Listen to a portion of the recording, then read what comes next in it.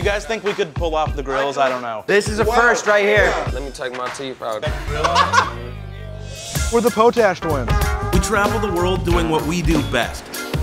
Playing chart-topping jazz And obsessing over great food. and bringing our friends together for both. I made a smiley face and he's actually trying. This is Beats and Bites.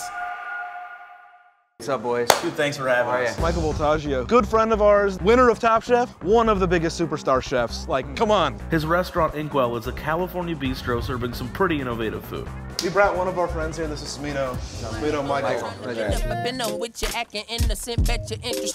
Smino is this huge up-and-coming rap star. We're so lucky that we even got to hang with him today. He just opened for SZA and T-Pain on tour. He's Huge. absolutely blowing up right now. It's so crazy to bring someone like Michael together with Smino. They're more alike than they are different. I've been a musician my whole life, but I worked at Four Seasons Hotel. I washed the dishes in the kitchen for a chef. Michael, what are you making then? As you guys know, we try and take things that are familiar with people, flip it on its head, give it back to them in a way that's not familiar. I see like a caprese salad setup. You see that. I do. With your mind, right? But what this is smoked cheese, and then what we've done is recreated the skin of a tomato on the outside of it with pomodoro sauce. Wait, this is cheese? And we put a gelling agent inside of the sauce. The way you set a jelly is to get it cold, right? Oh my God, liquid nitrogen right now? Back away, this is dangerous, man. By dipping it in the nitro, we can take that smoked cheese, dip it into the gel. It looks like a Roma tomato. My mind is being blown right now. Have you seen anything like that? Nah, brothers made tomato cheese. It's basically cheese in a tomato costume. Let me take my teeth out there. Oh, you got your grill on? This is a first right here. Take my teeth out. You get the first bite. As the guest, you get it. You gotta cut the cheese. All right, don't mind if I do. Damn. Hey, that's sausages. Hey, could you put that in piece of crust? I think so. I can figure it out. Bruh. I can figure it out. That's just cheese, bruh. I mean, it's a lot more, but it's cheese, bruh. It's flavors you're familiar with, presented in a whole new way. Well, it looks intimidating, but when you eat it, you're like, I've had this before. I showed you guys a little bit of my creative process, right? I want to see how well now you can toss your salad.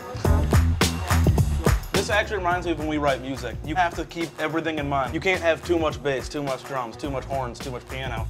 Where do you want to start, and then how do you build from there? This mise en place is so intense. So we've got arugula, we've got coriander, watercress, fennel, leeks, lettuce, homemade bacon bits, Dungeness crab meat that we picked fresh for you guys. This the lemon right here, right? That's lemon. Can I get a tweezer, please? I'd like to tweeze some microgreens. You have one right in front of you. Oh. He literally gave it to you. Yes, chef. We chef, Yes, we chef. chef. See, I like that. I like feeling important. It's me. I'm making you here. You drawing my afro? I mean, I'm trying. I'm making an egg coulis with blackberries and I made a smiley face and he's actually trying. yeah, because I take things more seriously than you do. So far, the one I want to eat the most is right here in the middle, so. I like how this looks. I think it got sloppy towards the end. Like, I don't hate this. Oh, wow. really, bro? I'm not gonna eat that. Only because I don't want to mess up how pretty it looks. Call that salad Atlanta style. Atlanta style. Everything, lemon pepper wet. Lemon pepper wit. For the lemon? It's got that, it's got a country club feel to it. That's pretty good, actually. Right quick with the lemon, you know. Next level. This beets with hibiscus and lemon, raspberries, a little bit of watercress. That's fire, bro. I love the beet. I love the texture of the shallot and the bacon bit. Oh, that's fire. For those of you that don't know, fire refers to the perfect dish. You don't ever say fuego, like that's fuego. I say fuego. Oh, I say fuego too. I said thought I was the only one that said fuego. We were meant to be. I also say fueg, but I didn't make a huge deal about it. There's no rules in any of this art. It's no different than like when you guys write a song or you perform. It's about telling a story, right? Yeah. In the Absolutely. restaurant, we try and do the same thing. It's me, like, when you write music, how do you try to get your story across? It's more so about me being real and honest. I just do what I want to do. Then it just it flow. What you're doing is like the intro of a song. Like you're setting them up, but you're not giving them the full picture. It's not the hook yet. I wish I could grow up in your all's generation, because you said you do what you want to do. Yeah. I grew up having to do what I was told to do and then didn't know what I wanted to do, and then I had to figure it out. Now you guys just come out knowing what you want to do and you just do it. What mistakes did you make as a chef or as an artist that kind of made you who you are today? I think you have to start understanding who your audience is. And so where something makes you happy or you get stuck on an idea, my ego was so big that I was determined to complete that idea. And being able to edit yourself and understand you're not just doing it for yourself. When people order this menu, they don't know how many hours it took for you to come up with this. When they hear our music or Smee's music, they don't know how long we were in that studio for. They just hear this, like the final product at the end. How big is the bill gonna be? You can wash the dishes, man. As a reward for your hard work in the kitchen, we're gonna go ahead and make this Henny slushy. Oh my God. A little Henny and soda. Is this not the best interpretation of a collaboration? Like this is something Smee said as a joke. I'm damn near thinking about how I can make some Henny slushies. Y'all talking about it frees the. Wait, can you invite me over when you make the Henny slushies? Oh, we gotta make 100. slushies. Yeah, We gotta good make Henny slushies. slushies. And Michael's making this vision come to life. This is how the best things turn out. So liquid nitrogen actually freezes alcohol. Bruh. I feel like this is like a witch's cauldron or something. It's a brew. Oh me. We're gonna be turned into rats or something right after this. Oh my goodness.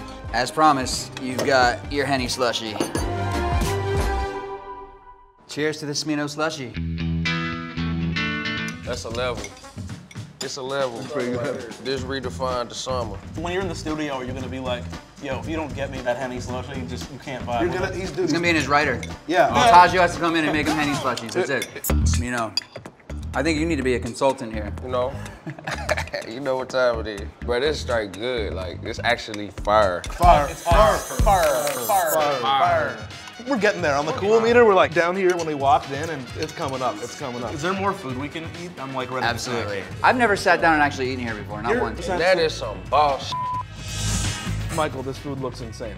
I love how these look like chicharron. Actually, they're vegetarian chicharron, so it's made out of fresh corn, tapioca, and we basically steam it, dry it, and fry it. And then this is our fried calamari with a curry emulsion. It's breaded in masa and potato starch. Michael's food is insane. We used to watch him on Top Chef all the time, but being able to taste it up close and personal is a whole other thing. It's so crazy to bring someone like Michael together with Smino. They're more alike than they are different. Smee, I know your entire family comes from a musical background, so I'm sure that influenced the way you became a rapper in your style. I grew up playing in church. You'll find that a lot of black musicians and a lot of music that changed the world come out of the church. So I put that into the way I made music and rapped and all of that.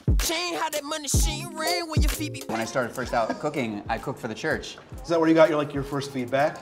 I mean, that's where I think I learned how to scale it up and start understanding who my audience was. I couldn't serve this at the church. What was it like going from church to then touring with T-Pain and SZA? First thing I learned was just the discipline. I played with a bunch of older people, you feel me? And I'm learning like, I ain't gotta show off. I more so wanna compliment them. With us, we always wanted to surround ourselves with musicians who were better than us because just being around them brought you to the next level. You were an overnight success with Top Chef, but nothing's really overnight. We all know that. I worked really hard up until that point, but then getting that audience and then waking up and I'm on Conan, I'm on Fallon. I'm doing scripted television and I'm like, wait, where did this, I'm a cook. You're a You know what I mean? At the end of the day, I'm cook. just a cook. Before the world knew me, you know what I mean? Like I got a chance to actually like hone in on my craft. A lot of artists don't get that chance. A lot of artists get approached by these sharks with these big labels early. Me, I'm from St. Louis, small town. You ain't gonna find me. How do you define success? Oftentimes you thought that success was getting to a certain point. And I think one day in maturity, you realize that your success is actually enjoying the climb up there. There's some people that just have the vibe of, I'm a badass. I know what I'm doing. Eventually you gotta be confident and okay in your own skin. You got rock star vibes, bro. Yeah, absolutely. Dude, doesn't he feel like a musician, like an artist, like a rapper? Like... He is an artist. Cooking with the chef, calamari, nothing left, yeah. I ate it, cool, with the young twins.